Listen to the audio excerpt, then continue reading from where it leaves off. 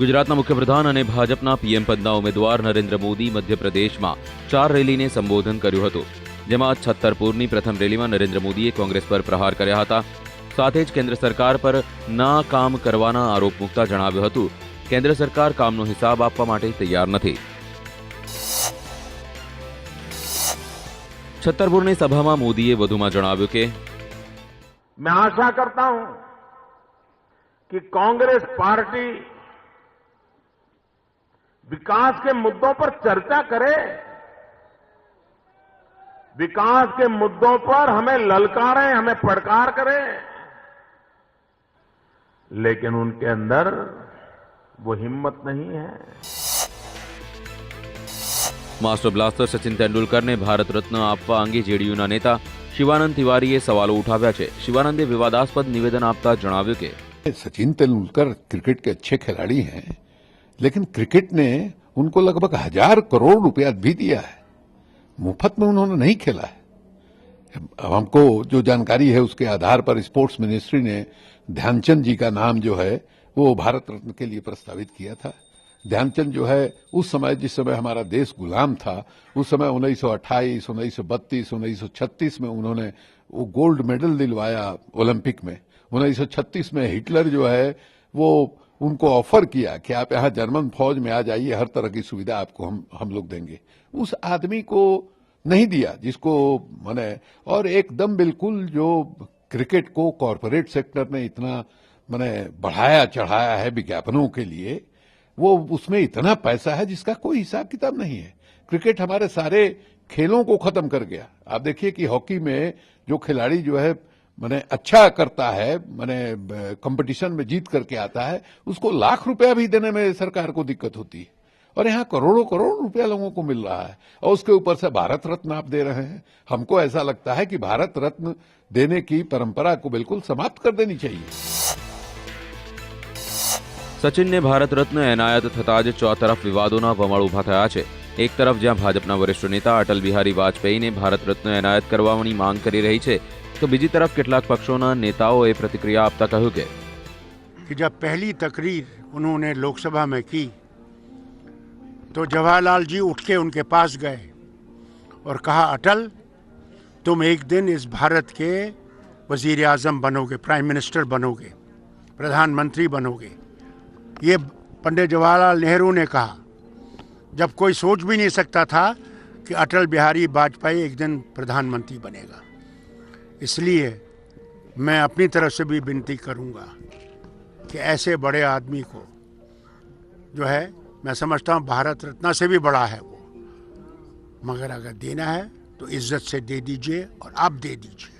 सचिन तेंदुलकर का हम प्यार करते हैं, पर उन्हें एक ओवरडोज दे दी गई है सम्मानों की. पहले राज्यसभा की सदस्यता दी गई, फिर उनके सम्मान में नियमों के विरुद्ध 2 डाक टिकट निकाले गए, और तीसरा अब ये भारत रत्न दे दिया गया.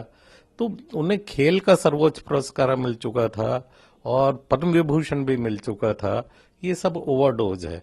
हमें ये भी देखना चाहिए भारत रत्न देने से पहले कि व्यक्ति की समाज के प्रति क्या समर्पण है.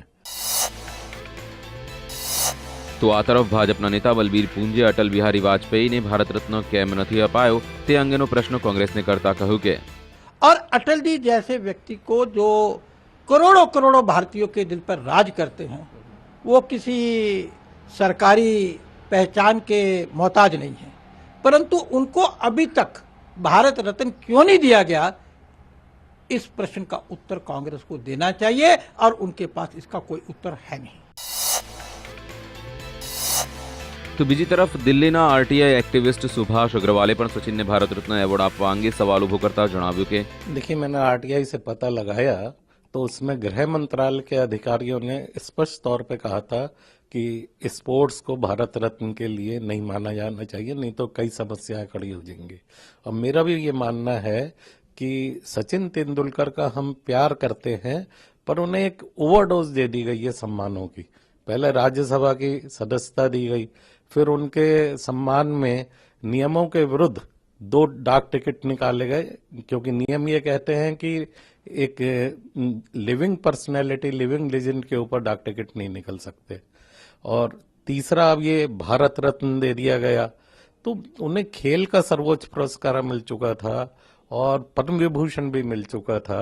ये सब ओवरडोज है। हमें ये भी देखना चाहिए भारत रत्न देने से पहले कि व्यक्ति की समाज के प्रति क्या समर्पण है। अब उन्हें खेल से इतना पैसा मिला, इतना सम्मान मिला, इतना प्यार मिला, तरह तरह के सम्मान मिले, तो उसके बाद ये राज्यसभा की सदस्यता, डाक टिकट और अब भारत रत्न, ये सब मैं समझता हूँ कि अनुचित है। મધ્યપ્રદેશના મુખ્યપ્રધાન શિવરાજસિંહ ચૌહાણે કોંગ્રેસ અધ્યક્ષ સોનિયા ગાંધીને નોટિસ પાઠવી છે. શિવરાજે સોનિયા પર માનહાનિનો આરોપ લગાવ્યો છે તેમજ ₹10 કરોડની માનહાનિનો દાવો કર્યો છે. ત્યારે આ અંગે કોંગ્રેસના નેતાઓએ પ્રતિક્રિયા આપતા જણાવ્યું કે ये चोर की दाढ़ी में तिनका है, वो उन आरोपों से बच नहीं सकते। उन्होंने केवल डिफेमेशन इसलिए दाखिल कर दिया है कि जिससे मध्य प्रदेश की जनता को गुमराह कर सके कि हम इसमें कोई सच्चाई नहीं है, केवल अपने वोट का नुकसान न हो। लेकिन मध्य प्रदेश की जनता हकीकत जान चुकी है, तो इसलिए वो मध्य प्रदेश की जनता की अदालत में भी मुकदमा हारेंगे और न्यायालय में भी मुकदमा हारेंगे। देखिए, कितना भी मानहानि का नोटिस दें, हम इसका जवाब न्यायालय में देंगे, क्योंकि हमारे पास में इसके पुख्ता सबूत हैं कि शिवराज सिंह चौहान और उनकी पत्नी साधना सिंह, उनके साले, सब लोगों ने जमकर मध्य प्रदेश को लूटा है। उसके प्रमाण है कि सारा अवैध उत्खनन हुआ, उसमें कितनी कमाई, उसके दस्तावेज हमारे पास में। हम सारी चीजों का जवाब वहां पर कोर्ट न्यायालय के अंदर देंगे. ઘાસચારા કૌભાંડના દોષિત લાલુ પ્રસાદ યાદવના પત્ની અને આરજેડીના નેતા રાબડી દેવીએ બિહારની સ્થાનિક સરકાર અને ભાજપ પર પ્રહાર કરતા જણાવ્યું કે एक रावण है और एक कंस है, दोनों पर हमला करेंगे. सरकार कंस है और बीजेपी रावण है, दोनों पर हमला करेंगे. સુરતની કોર્ટે નારાયણ સાંઈને ફરાર જાહેર કર્યા બાદ પણ નારાયણ સાંઈ હાજર નહીં થતા પોલીસે તેની શોધખોળ સમગ્ર દેશમાં શરૂ કરી છે. જ્યારે નારાયણ સાંઈને શોધવા માટે અજમેરમાં તપાસ કરાઈ હતી, જો કે ત્યાં પણ પોલીસના હાથ ખાલી જ રહ્યા હતા અને નારાયણ સાંઈ હાથ લાગ્યો ન હતો. સુરત પોલીસને માહિતી મળી હતી કે અજમેરમાં નારાયણ સાંઈ પોતાના એક સંબંધીને ત્યાં રોકાયો છે. આ માહિતી બાદ પોલીસે અજમેર ઉપરાંત પુષ્કરમાં પણ કેટલાક ઠેકાણે તપાસ કરી હતી. અજમેરમાં પોલીસે નારાયણ ઉપરાંત સાધક હનુમાન અને સેવિકા જમનાના ફોટા સહિતની માહિતીના પોસ્ટર પણ ચોંટાડ્યા હતા. હિમાચલ પ્રદેશના મુખ્યમંત્રી અને રાજ્યપાલની ટીમે માસ્ટર બ્લાસ્ટર સચિન તેંડુલકરના સન્માન માટે એક વિશેષ T20 મેચનું આયોજન કર્યું હતું. હિમાચલ પ્રદેશના ખેલ સાંસ્કૃતિક અને પર્યાવરણ સહયોગના અનુક્રમે યોજાયેલા ક્રિકેટ મેચમાંથી ઉપજાવેલી રાશિ પ્રાકૃતિક આપદામાં અસરગ્રસ્તોની સહાય માટે વાપરવામાં આવશે. ઉલ્લેખનીય છે કે આ મેચ રાજ્યની રાજધાની શિમલામાં યોજાઈ હતી. આ મેચમાં રાજ્યપાલની ટીમે ટોસ જીત્યો હતો અને ટોસ જીતીને પહેલા બેટિંગ કરી હતી. મેચ નિહાળવા માટે મોટી સંખ્યામાં લોકો ઉમટી પડ્યા હતા. જમશેદપુરમાં દર વર્ષની માફક આ વખતે પણ સોહરાય પર્વ 5 આદિવાસી સમુદાય તરફથી મિસ્ટર અને મિસિસ આદિવાસીની પસંદગી કરવા માટેની સ્પર્ધાનું આયોજન કરવામાં આવ્યું હતું. આ વર્ષે આ સ્પર્ધામાં ગાલ, ઓડિશા, ચાઈબાસા, સરાઈકેલા જિલ્લામાંથી લગભગ 50થી વધુ યુવક યુવતીઓએ ભાગ લીધો હતો, જેમાં ગીતાંજલિ મુર્મુને મિસ આદિવાસી ખિતાબથી તો મિસ્ટર આદિવાસીનો ખિતાબ સુનિલકુમાર માઝીને મળ્યો હતો. જમશેદપુરમાં છેલ્લા 5 વર્ષોથી આદિવાસી યુથ ક્લબ દ્વારા મિસ્ટર એન્ડ મિસ આદિવાસીની પસંદગી માટેની સ્પર્ધાનું આયોજન કરવામાં આવે છે. એટલું જ નહીં, સ્પર્ધાની સાથોસાથ બીજી અલગ અલગ સ્પર્ધાઓનું પણ આયોજન કરવામાં આવે છે.